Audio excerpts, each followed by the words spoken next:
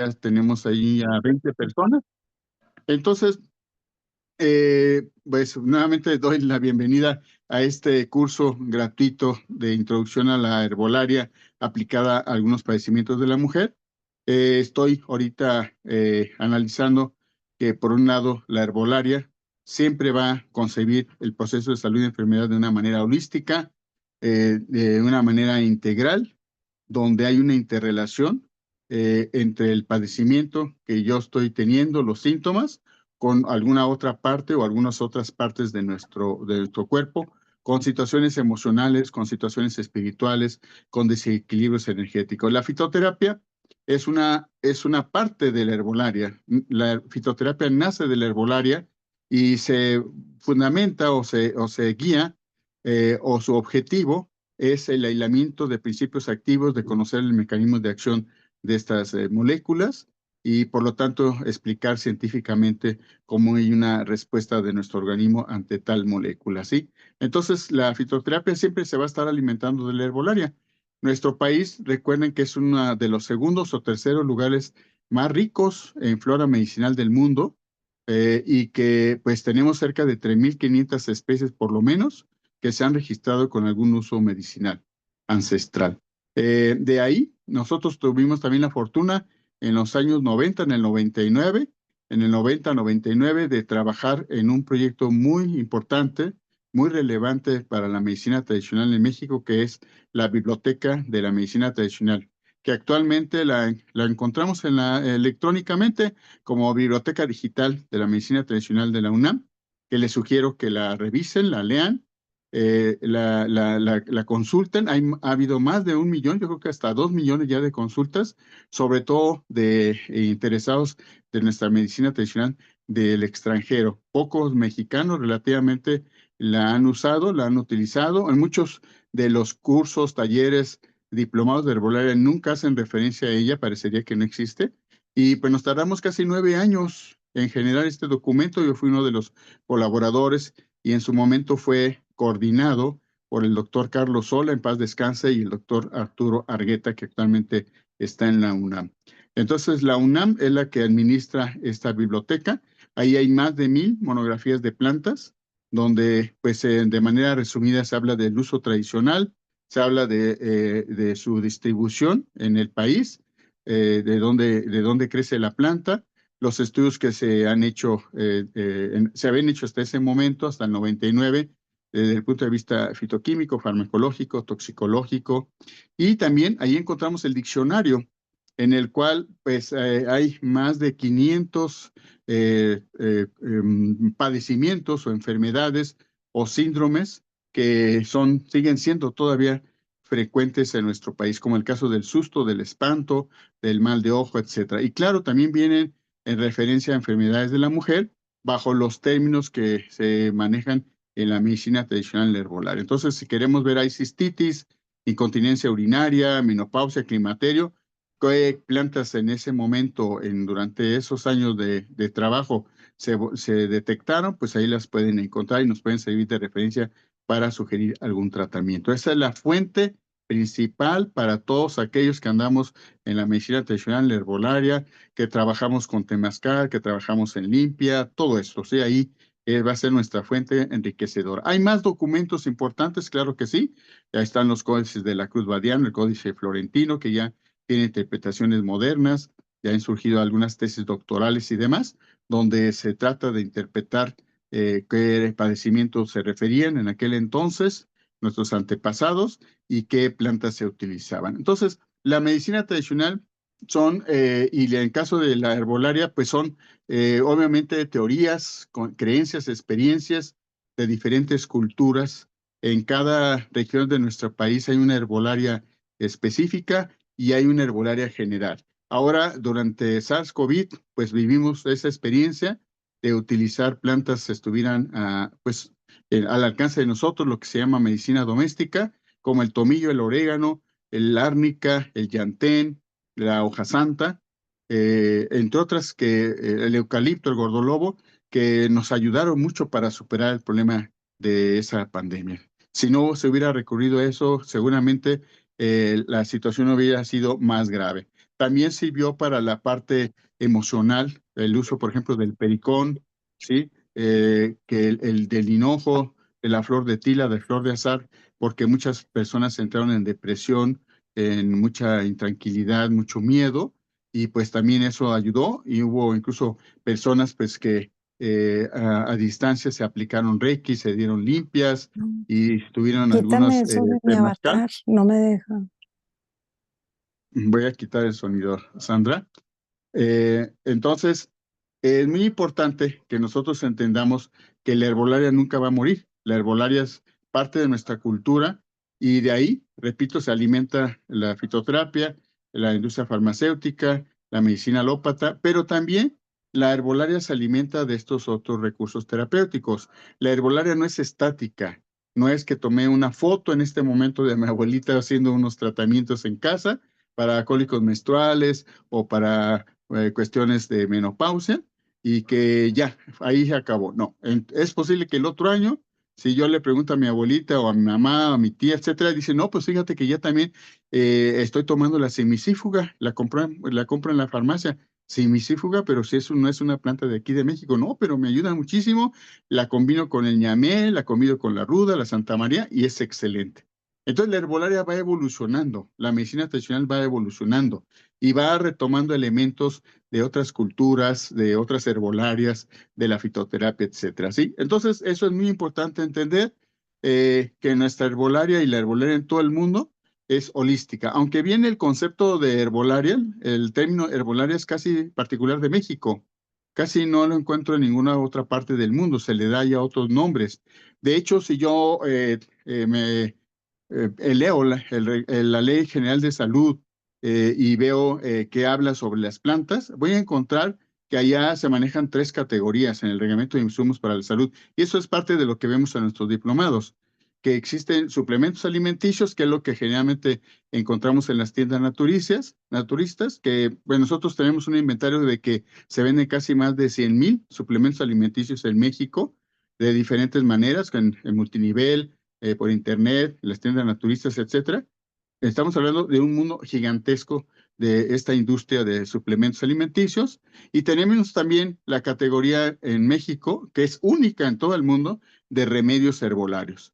Remedios herbolarios se define como aquel producto a base de plantas, ¿sí? Que yo puedo registrar ante la COFEPRIS y que se va a basar en el conocimiento tradicional el conocimiento popular. Así lo define la ley, el reglamento de insumos para la salud. Eso es muy importante porque igual en muchos cursos diplomados no se habla de la parte legal, no se habla del reglamento de insumos para la salud, de la lista de plantas prohibidas, que pues ahorita no la voy a abordar, pero que sí la vemos en los diplomados.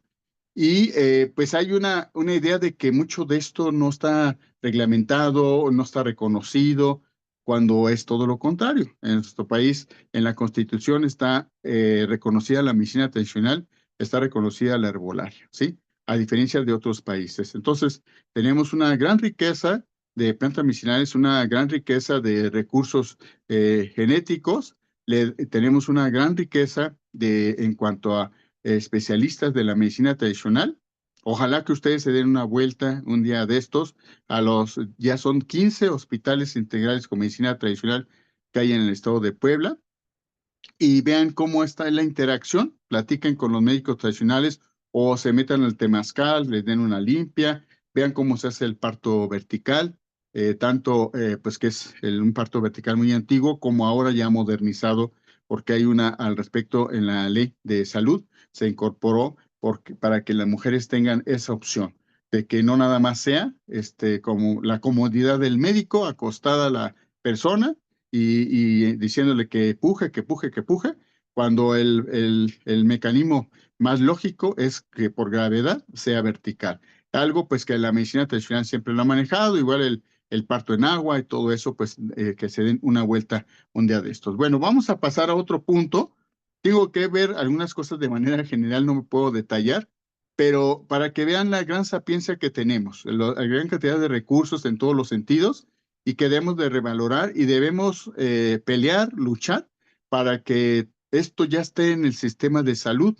Nosotros decimos que el sistema de salud en México y en otros países sigue siendo muy machista, sigue siendo biologicista, y eso que soy yo biólogo, pero hay que hacerse una autocrítica porque todo se va a la parte biológica.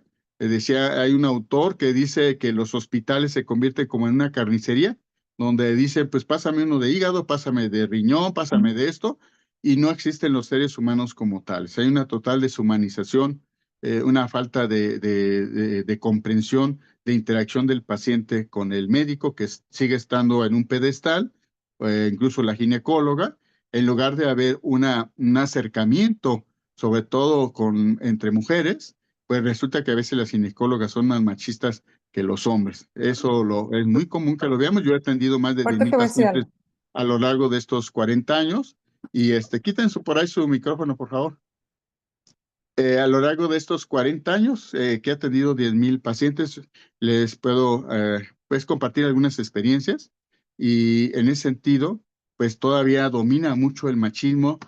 Si nosotros vemos las encuestas de que existen sobre los problemas de salud, por ejemplo, en México, vamos a ver cuáles son los problemas más emergentes. Vamos viendo la diabetes, la hipertensión, el problema de infarto al miocardio, ¿sí? Obviamente la obesidad, ¿sí? Y otros más, pero nunca vemos en las estadísticas aquellos problemas de salud relacionados directamente con la mujer. Si bien la diabetes ha incrementado en la mujer, la hipertensión, la insuficiencia cardíaca, no vemos ahí en las estadísticas endometriosis, no vemos neumatosis uterina, no vemos ovarios poliquísticos, no vemos BPH, que es cada vez más frecuente lamentablemente y en jóvenes, y en la endometriosis igual, estamos viendo cada vez más en jovencitas, cuando antes teníamos registros de que estaba presente a los 40 años y ahora la vemos desde los 25. En el caso de la miomatosis uterina, incluso a los pocos años de que se empieza a arreglar, ya empiezan a detectarse miomas, a lo mejor de pequeños elementos, pero ya están ahí. Y también asociados tenemos ovarios poliquísticos que muchas veces se asocia con la diabetes, ¿sí? Con problemas de que no podemos procesar la insulina. Entonces, esto es la realidad en cuanto a los padecimientos de la mujer, por lo menos de nuestra experiencia en estos años, que es a lo que se recurre mucho en la medicina tradicional herbolaria, en las medicinas alternativas o complementarias. Sí, hay varios mitos que todavía incluso el sector salud maneja, de cuando reconoce, así es, sí, cuando no reconoce el sistema de salud, perdón, cuando llega a reconocer el sistema de salud, por estar leyendo, ok, está bien que haya herbolarios, que haya licenciados en naturopatía, incluso hay licenciatura en medicina tradicional en Puebla, de una exalumna que logró abrir esa licenciatura, o naturoterapia en Chiapas, que es una de las más antiguas, o en la UPAP en Veracruz, naturopatía, o aquí mismo en Michoacán, en la UNIVIM, a distancia está la licenciatura en herbolaria y fitoterapia.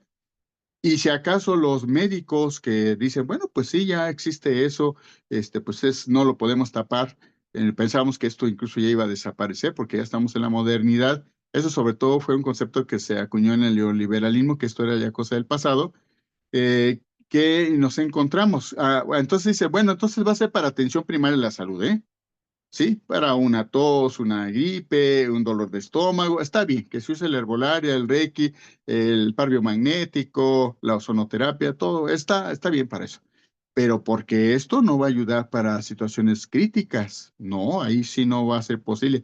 Y nosotros en nuestras estadísticas, compañeros de Chapingo, del Poli, de la UAM, etcétera, con los que nos interactuamos, pues cuando hablamos de eso decimos, no, eso es totalmente falso.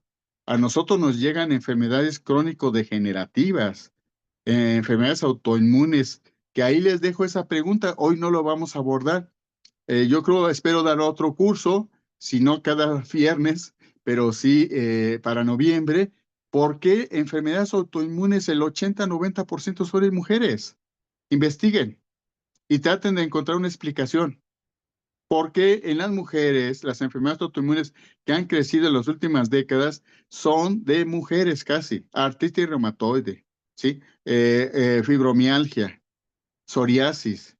Tenemos también, obviamente, el lupus eritematoso sistémico e incluso diabetes tipo 1 se clasifican como una enfermedad autoinmune. ¿Por qué en mujeres?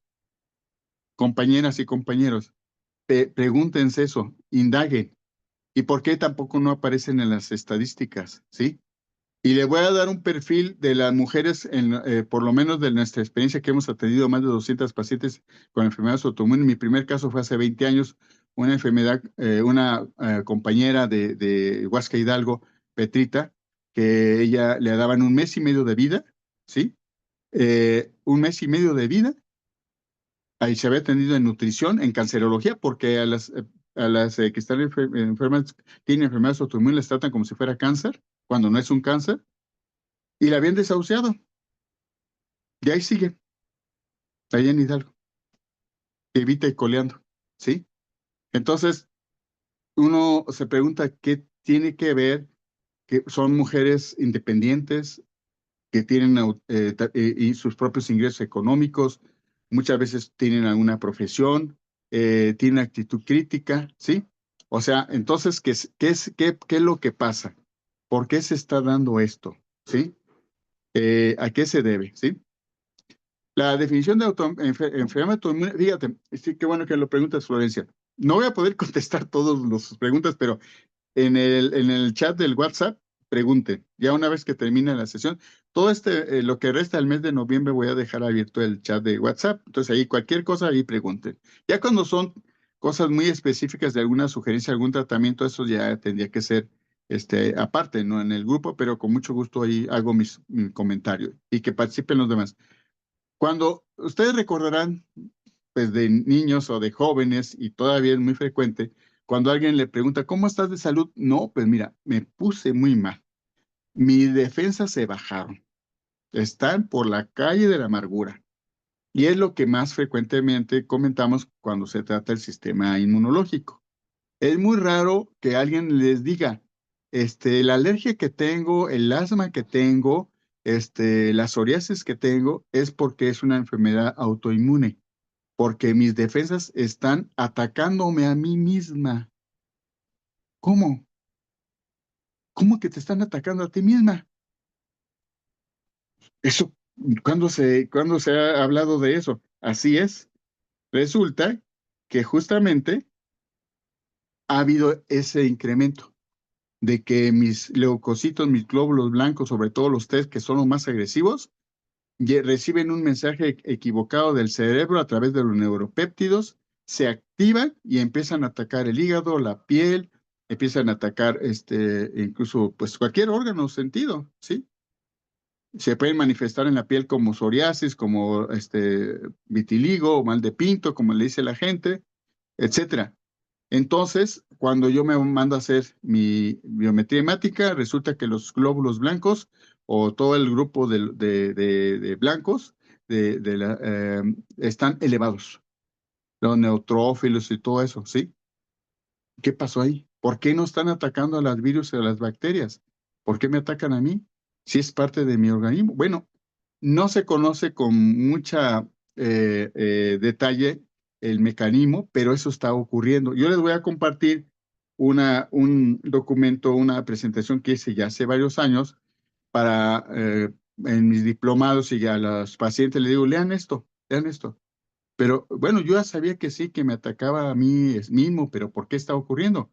Bueno, hay varias posibles explicaciones. Por ejemplo, se dice que el incremento en el uso de cosméticos, donde tenemos muchas sustancias, se maneja que en promedio una mujer utiliza 60 sustancias químicas altamente cancerígenas en sus cosméticos diariamente, desde el champú, el jabón, todo lo que es para el uso cosmético. Ahí encontramos muchas sustancias, no nada más parabenos, que ahora se dice mucho que no contengan parabenos, no, hay muchas otras sustancias y que hacen que el sistema inmune responda a eso, pero se acelere y como son sustancias químicas, pues ¿cómo las va a atacar?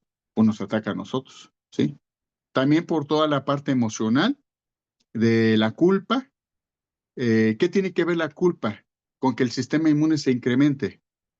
Pues porque por un lado, esa es una explicación que dan algunas doctoras médicas feministas que dicen que lo que pasa es que la mujer se ha estado independizando, ha tenido sus propios ingresos, ya tiene una profesión, toma decisiones, etcétera, pero en la familia sigue siendo muy conservadora.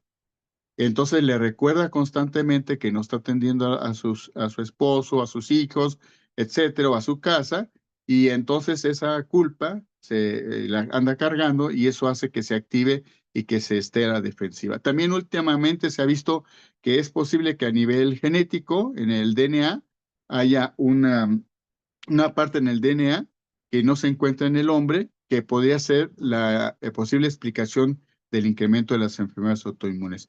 Obviamente, tiene que ver también con nuestro aparato digestivo, con el estómago. Acuérdense que el estómago es el segundo cerebro. Entonces, si yo estoy constantemente teniendo problemas de salud a nivel estomacal, gastritis, colitis y todo lo habido por haber, eso a la vez que viene desde la mente que me está provocando, a la vez eso retroalimenta a la mente y manda un mensaje equivocado. Entonces ahí se los dejo para que lo revisen. Entonces en las estadísticas tampoco aparece eso, ¿sí? En las estadísticas de salud, el incremento, casi podríamos decir que es una pandemia de las enfermedades autoinmunes en mujeres. Y bueno, en el caso hay un rubro que es muy importante que forma parte de las medicinas alternativas complementarias y por lo tanto del herbolario de la medicina tradicional, que hemos también perdido, que es la posibilidad de que nos autoevaluemos, autodiagnostiquemos, ¿sí? Si ustedes le dicen a alguien, van a decir, los van a tirar de locas o de locos, van a decir, "Ay, eso no es posible. Tú necesitas ir con el médico o con el curandero o darte una limpia para que tú puedas saber qué problema tienes." Sí, pero antes no ocurría eso.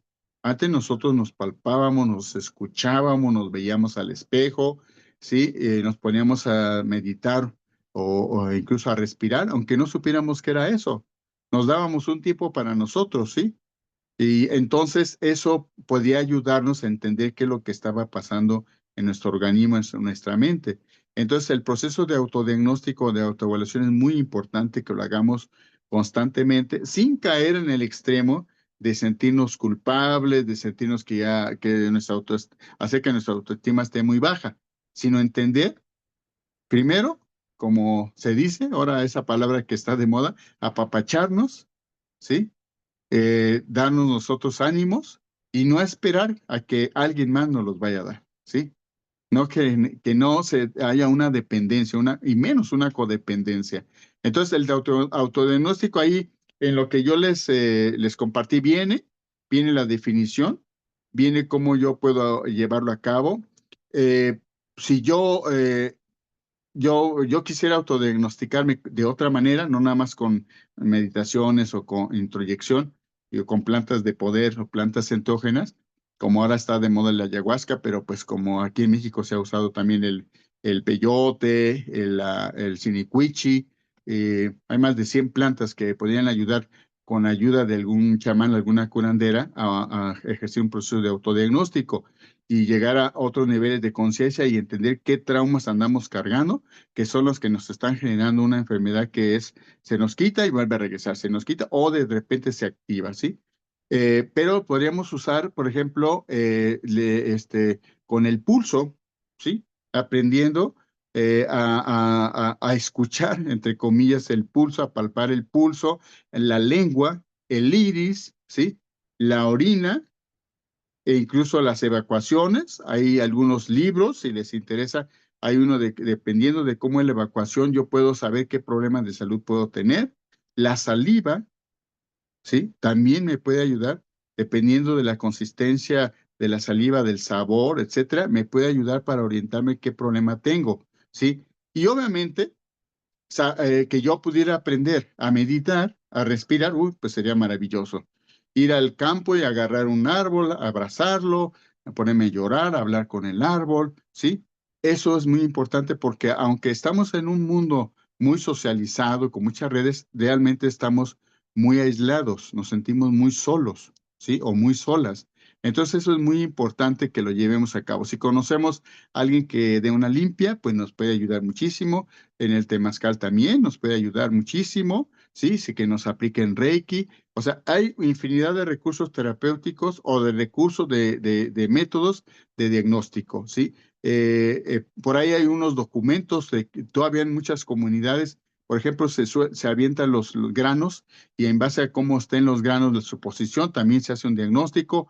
Por ejemplo, en diabetes, todavía en muchas comunidades, aunque uno a veces le da risa, está un hormiguero y le dice, bueno, orina aquí a esta distancia y vamos a contar cuántas hormigas llegan. Y eso te indica la cantidad de azúcar que tienes en sangre y si por lo tanto tienes un problema de diabetes, ¿sí? Entonces, esos métodos todavía se utilizan, ¿sí? Y no puedo decir que son mejores o peores que los métodos tecnificados, pero eso me puede ayudar a autodiagnosticarme y por lo tanto a generar procesos de autosanación, ¿sí? Entonces, eso es muy importante porque es la columna vertebral de las medicinas alternativas. Las medicinas alternativas lo que nos plantean es que no tengamos dependencia hacia fármacos, hacia un terapeuta, hacia alguien médico. Sí lo vamos a necesitar, sí lo vamos a ayudar, no quiere decir que se excluya, pero nosotros tenemos que aprender, ¿sí? Autodiagnosticarnos y autosanar, ¿sí? ¿Quién más puede saber de la situación nuestra? Pues nosotros, de nuestros traumas que venimos trayendo incluso desde el vientre materno. Ir a que nos hagan una constelación familiar o aprender a hacer una constelación familiar, trabajar lo que es la biodescodificación, o sea, hay infinidad. Afortunadamente ahora con las redes sociales, internet, etcétera, pero también hay mucha charlatanería. Entonces hay que pues, seleccionar algunas cosas que nos pueden ser útiles y a partir de ahí iniciar un proceso de salud, de sanación, ¿sí? Integral, donde esté incorporado cuerpo, mente, espíritu y energía. ¿Qué es la espiritualidad en la medicina tradicional? En las medicinas alternativas no hay religiosidad. No es que yo vaya a misa o que tenga una entidad divina X, no. En la espiritualidad es algo interno, algo muy profundo, lo que se llama alma.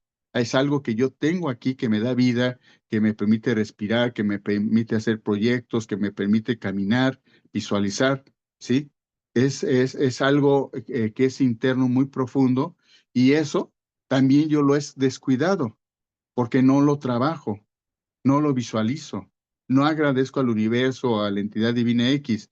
Entonces, en el caso de la religiosidad, generalmente está en torno de una institución, ¿sí? De pastores, de sacerdotes y eso. Y cuando es espiritualidad, eso no es necesario, ¿sí? Es lo que pues permea en muchas de las medicinas tradicionales y sin meternos a cuestiones religiosas. Entonces, eso también lo podemos aprender. Obviamente, la religiosidad se alimenta de la espiritualidad, ¿sí? Pero yo puedo ser espiritual sin tener una religión.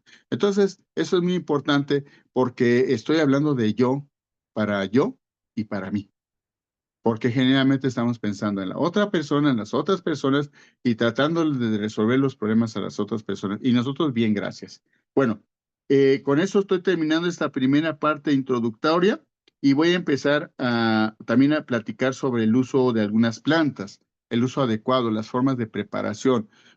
También se llaman formas galénicas o formas de preparación, porque Galeno fue el que de alguna manera sistematizó algunas de las maneras de procesar la planta y de ahí se ha estado basando en en mucha de la herbolaria. Pero obviamente siempre ha existido eso, independientemente que Galeno lo haya sistematizado.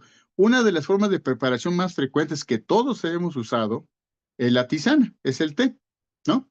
Todos, desde bebés, desde niños, por lo menos si no desde bebés, nos daban nuestro tecito de manzanilla, de hierbabuena, de toronjil morado, de flores de azahar, de flor de bugambilia, de gordolobo, incluso pues el gordolobo yo recuerdo que era con leche, ¿sí? Cuando todavía la leche era buena, que vacas contentas, entonces le ponía un vasito o una tacita de leche hirviendo, pues un puñito de gordolobo y se le ponía a veces un poquito de azúcar o de miel y listo. En la noche, excelente para problemas respiratorios, ¿no? Era como un jarabito, ¿sí? Entonces, eso todavía lo traemos como recuerdo de nuestra mamá, de nuestro abuelito, que nos ponía cataplasmas, que nos ponía las plantitas en el pecho, en la espalda. Se usaba también mucho el Vivaporrub, aunque ya después se descubrió que sobre todo inhalándolo podía ser peligroso porque está hecho de vaselina. Pero bueno, externamente nos podía ayudar y no usándolo diariamente, ¿sí? Entonces, el té ha sido la forma de preparación más frecuente que se usa en la herbolaria. Y en la herbolaria usamos dosis o concentraciones muy altas. Aquellos que digan que unas hierbitas, un té de hierbitas, al cabo, tómatelo, al cabo no interactúa con un fármaco, eso es mentira, ¿sí? Simplemente decir, no, a ver, tómate un té de belladona, de cicuta o de toloache, a ver si no hace efecto, ¿sí? Y entonces va a depender mucho la cantidad que usemos de planta, la dosificación. Para eso nos sirve la Biblioteca Digital de la Medicina Tradicional, por lo menos en tener una idea de qué plantas pueden servir para ciertos padecimientos, aunque lamentablemente ahí no vienen las cantidades. Entonces, en este caso, generalmente un té se va a preparar poniendo el 10% de planta y en 1 litro de agua. ¿Qué quiere decir? 100 gramos de planta seca para 1 litro de agua. Es una cantidad muy grande de planta. Bueno, pues es lo que se maneja. Obviamente se habla de puños, pero si yo peso esos puños, van a ser más o menos 100 gramos para 1 litro de agua. También, si uso la planta fresca, son 200 gramos, o sea, el doble. Sí, eso es más o menos no es más o menos de lo que se maneja en la herbolaria. Ahora, yo tengo que ir haciendo ajustes, porque imagínense si es flor de árnica para un cólico menstrual, para una inflamación del abdomen, del vientre, que ya no aguanto y necesito tomar mi té de árnica, pues si yo pongo 100 gramos, ni siquiera va a caber en la olla. Entonces tengo que disminuir la cantidad y anotar cuánto es, 50 gramos, 20 gramos y se acabó. El otro extremo para un té es cuando ustedes cuando compran las cajitas, los sobrecitos de té o van a un restaurante, ¿cuántos gramos trae un sobrecito? Generalmente es 1 gramo a 1,5 gramos. Vamos a suponer que lo redondeemos a 1 gramo. Es 1 gramo para 1/4 de litro, porque la taza generalmente es de 1/4 de litro, ¿sí? Bueno, hay de tazas a tazas, pero vamos suponiendo que es de 1/4 de litro. Entonces son 250 mililitros. Entonces, si yo uso esa concentración de planta, serían 4 gramos por cada litro. ¿Se dan cuenta? Son los dos extremos. Y uno puede decir, es que eso no es necesariamente herbolaria. No, pero surgió de la herbolaria y es lo que muy frecuentemente se usa comercialmente. Y si yo le pregunto a alguien, oye, ese té de manzanilla que le pusiste un sobrecito, ¿te funcionó? Excelente. Entonces quiere decir que es la dosis mínima que yo puedo usar de la planta. Y hay que estarlo a eso ajustando a cada una de esas plantas. Bueno, la otra forma de preparación muy frecuente son las pomadas.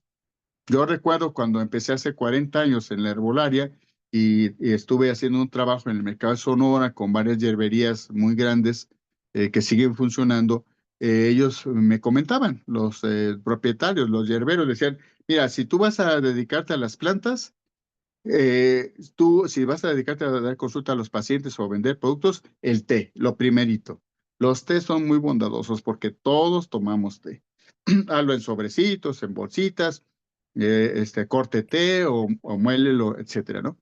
Y la otra son las pomadas, porque las pomadas, todos también en casa tenemos alguna pomada. ¿Qué pomada de árnica? ¿Qué pomada de belladona?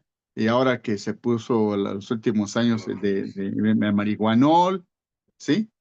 O el mismo Vivaporrub, que es una pomada. Entonces, hechas a base generalmente de petrolato que es un derivado del petróleo, o de vaselina, que es lo mismo, vaselina o petrolato, que son sintéticas, ¿sí?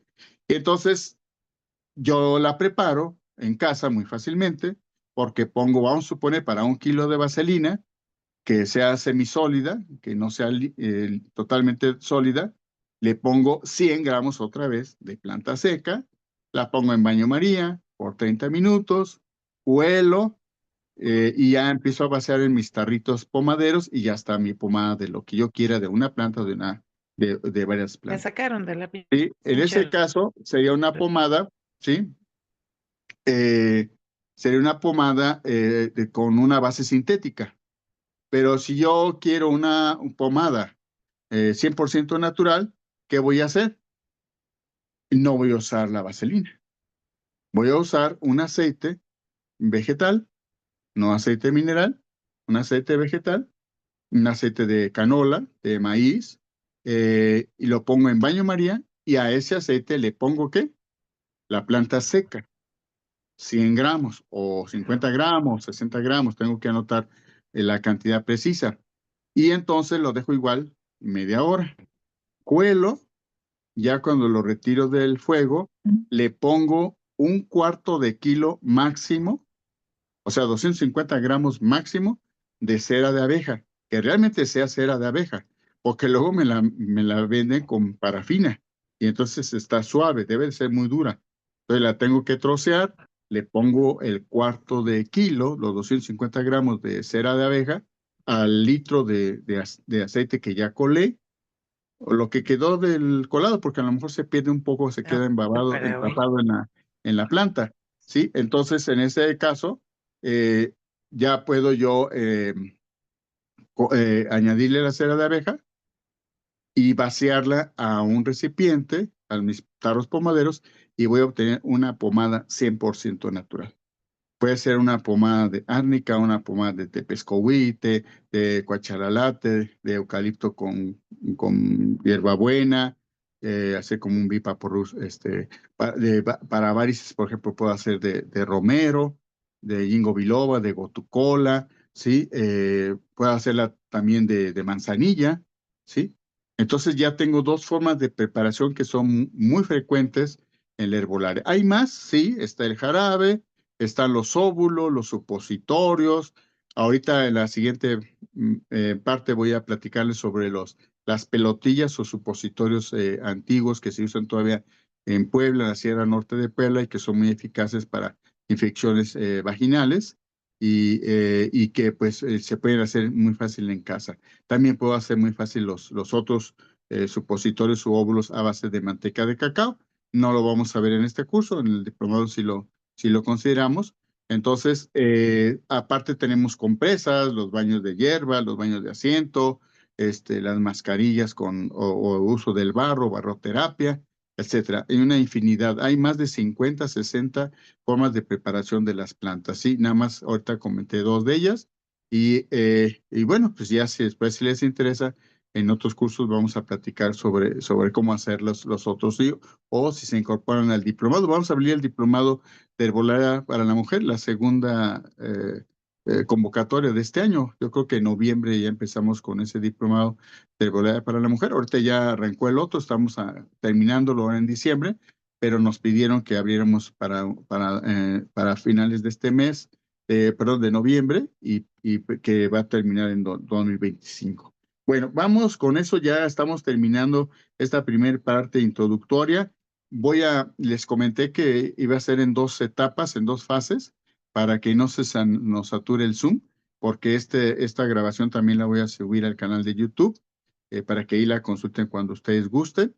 Y vamos a regresar ahorita en unos 5 minutos a la segunda parte, donde vamos a ver algunos ejemplos de tratamientos para síndrome premenstrual, síndrome de ovarios poliquísticos, climaterio, menopausia, endometriosis e incontinencia urinaria, ¿sí? Entonces, ahorita nos regresamos, no se vayan, va a quedar grabado.